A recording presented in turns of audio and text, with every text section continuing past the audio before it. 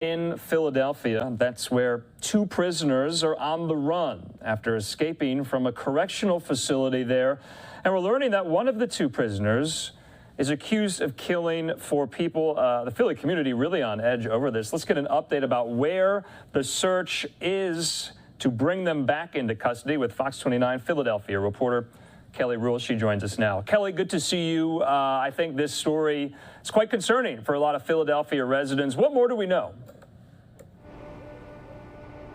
Very concerning. I can tell you that search is still ongoing tonight. What we learned today was that prison officials did not learn that these two men were missing until roughly 18 hours later during a head count at 3 p.m. today. But they admitted between 8:30 when they escaped last night and 3 p.m. today, there were three other head counts and they were all cleared. They did not detect that these two men were missing. So they're certainly investigating that. The state will be part of that investigation. But tonight, Philadelphia police and the U.S. Marshals are trying to track these two men down.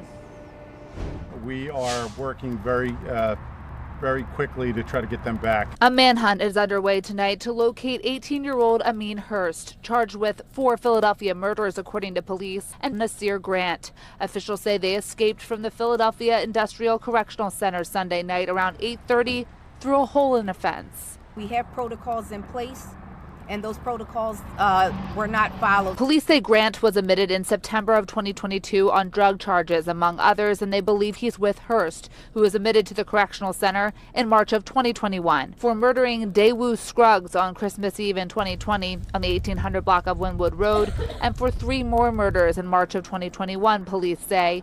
2 on the 1400 block of North 76th Street. 2 people were shot and killed and 2 were wounded. And a few days later, police say Hurst shot and killed Rodney Hargrove as he waited for a SEPTA bus after posting bail at the Curran-Fromhold Correctional Facility in the middle of the night. He's a very dangerous individual from what we know, and we are looking for the public's help to get him back.